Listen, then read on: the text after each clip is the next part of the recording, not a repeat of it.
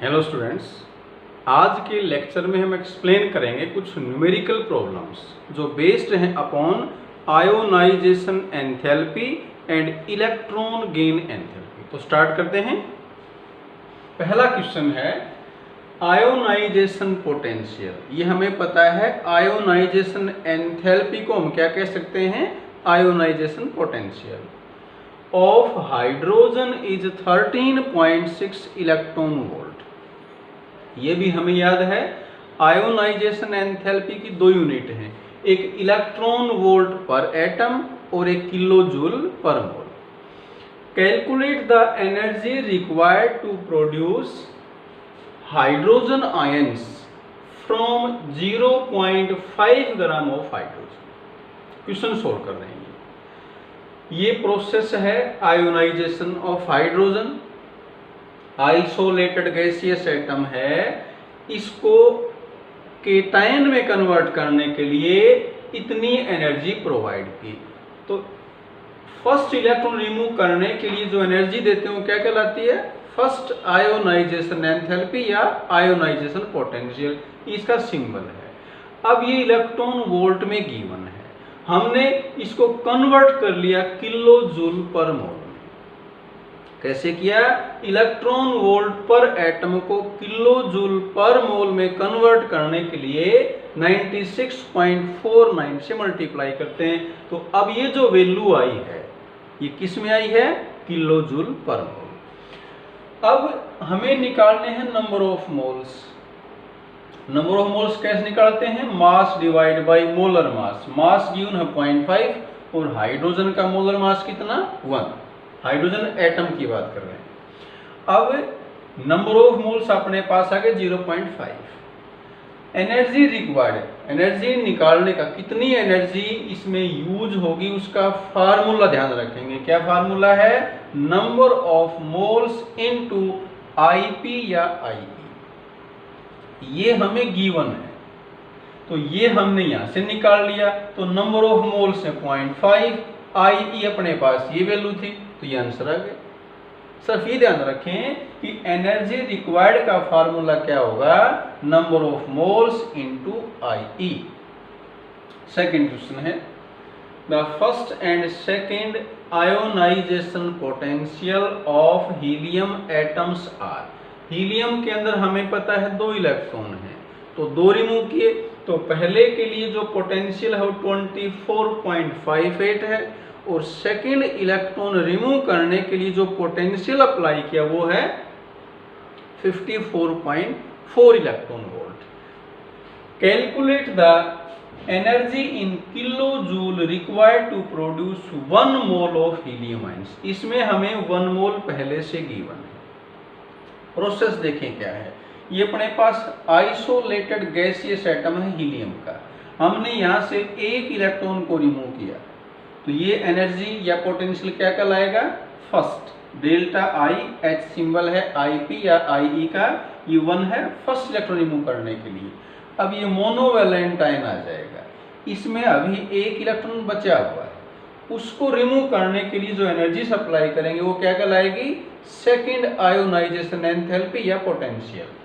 ये हमें value given है। यहां से हम क्या निकाल लेंगे?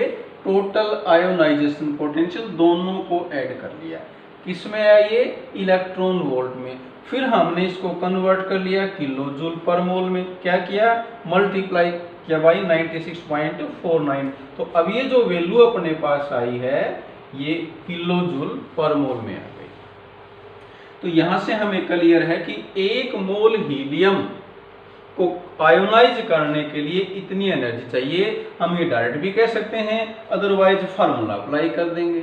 एनर्जी रिक्वायर्ड कितनी होगी? Number of moles into IP.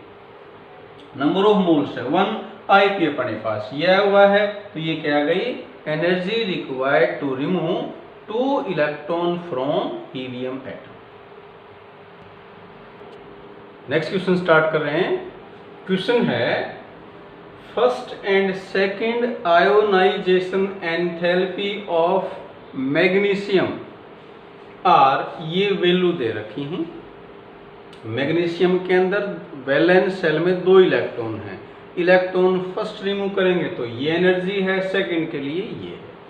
Calculate the percentage of magnesium monovalent and magnesium divalent gaseous ions if 1 gram of magnesium absorb 50 kilo joule of energy.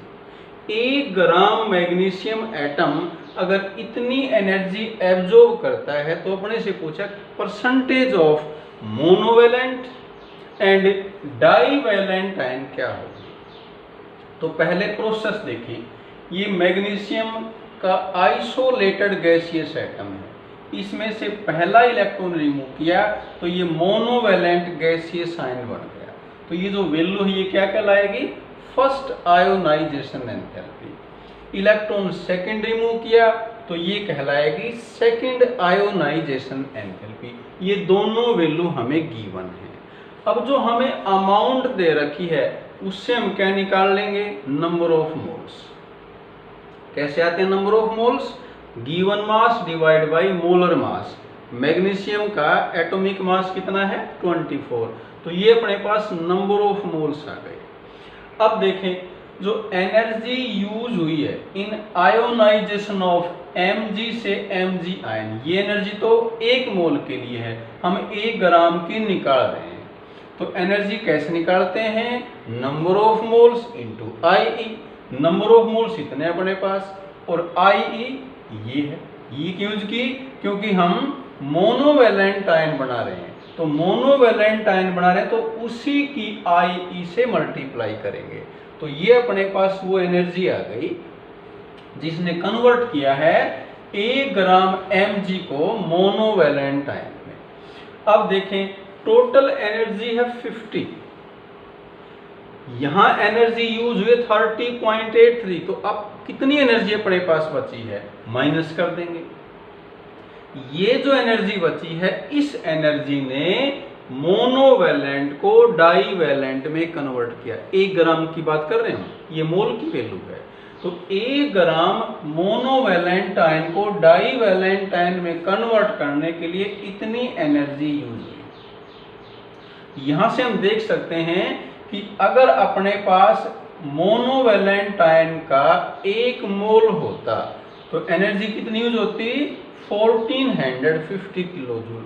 तो मैंने यहां से लिखा है since 1450 kilojoule of energy convert 1 mole of magnesium monovalent ion to divalent ion। अब energy कितनी है अपने पास 19.17। पहले हम एक की निकालेंगे, एक के लिए कितनी आएगी 1 डिवाइड बाई ये, और फिर निकाल लेंगे 19.17 जो एनर्जी बची है वो कितने मोल्स को कन्वर्ट करेगी। तो ये जो अपने पास मोल्स आए हैं ये मोल किसके हैं, जो मोनोवैलेंट मैग्नीशियम से डाइवैलेंट में कन्वर्ट हुए। टोटल मोल ये थे, इतने मोल यहां से यहां कन्वर्ट हो गए। तो जो बचे हुए मोल हैं वो किसके हैं, वो मोनोवैलेंट आयन के हैं। तो यहां से हमने क्या निकाल लिया, number of moles of monovalent ion. ये कितने आए, टोटल मोल ये थे, ये मोल वो हैं जो मोनोवैलेंट से डाइवैलेंट बन गए तो इसमें से माइनस कर दिया। ये वो मोल्स हैं जो मैग्नीशियम एटम से मोनोवैलेंट गैसियस एटम में कन्वर्ट हुए। अब क्या निकाल लेंगे, परसेंटेज ऑफ मैग्नीशियम आयन। कैसे आएगी, ये मोनोवैलेंट आयन है divide by total ion, total moles, और ये नंबर ऑफ मोल्स हैं इसके मोनोवैलेंट आयन के, ये टोटल मोल्स हैं, और इनटू 100। तो ये मोनोवैलेंट आयन की परसेंटेज है और डाइवैलेंट की कितनी आएगी, टोटल परसेंटेज होती है 100, उसमें से माइनस कर दी। तो ये हमने क्या निकाल ली, percentage of monovalent and divalent ions. अगला न्यूमेरिकल हम ले रहे हैं जो बेस्ड है अपॉन इलेक्ट्रॉन गेन एंथैल्पी।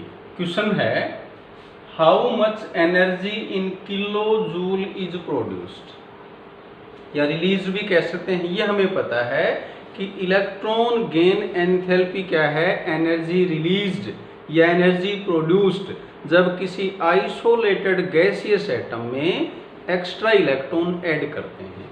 तो ये गिवन हमें 7.1 ग्राम ऑफ क्लोरीन निकालनी है। जब हम 7.1 gram of chlorine gaseous atom को कन्वर्ट करते हैं क्लोराइड आयन के अंदर, हमें गिवन है electron gain enthalpy of chlorine. तो अब देखिए प्रोसेस क्या अपने पास, ये क्लोरीन का आइसोलेटेड गैसियस एटम है, इसने एक इलेक्ट्रॉन को गेन किया, क्या बन गया ये monovalent gaseous anion, negative ion. अब इस प्रोसेस के दौरान ये एनर्जी रिलीज हुई, ये इलेक्ट्रॉन वोल्ट में है, हमने इसको मल्टीप्लाई कर दिया इस फैक्टर से और ये किस में आ गई किलो जूल पर मोल में। ये क्या गिवन था अपने को इलेक्ट्रॉन गेन एंथैल्पी। अब हमें नंबर ऑफ मोल्स निकाल ली हम, क्योंकि हमें एनर्जी रिलीज निकालनी है या एनर्जी प्रोड्यूस निकालनी है, तो ये फार्मूला वही है जो IE में था, number of moles into electron gain enthalpy. IE में क्या था एनर्जी रिक्वायर्ड, उसमें यहाँ IE थी। अब ये एनर्जी रिलीज है तो इसमें इलेक्ट्रॉन गेन एंथैल्पी, ये हमें क्लियर डेफिनेशन के अकॉर्डिंग है, इलेक्ट्रॉन गेन एंथैल्पी में एनर्जी रिलीज होती है और IE में एनर्जी रिक्वायर्ड होती है, सप्लाई करनी पड़ती है। तो अब नंबर ऑफ मोल्स निकाल लेंगे, कैसे निकालते हैं, mass divide by molar mass. किसका मास है ये क्लोरीन के एटम का, तो ये नंबर ऑफ मोल्स आ गए। एनर्जी रिलीज का फार्मूला क्या बताया, number of moles 0.2 into electron gain enthalpy, किस में कन्वर्ट कर लिए किलो जूल पर मोल में, इसको मल्टीप्लाई कर देंगे। तो आज के लेक्चर में कुछ हमने न्यूमेरिकल प्रॉब्लम ली है, ये किस पे बेस्ड थी IE और इलेक्ट्रॉन गेन एंथैल्पी। तो आज के वीडियो में इतना ही, थैंक यू।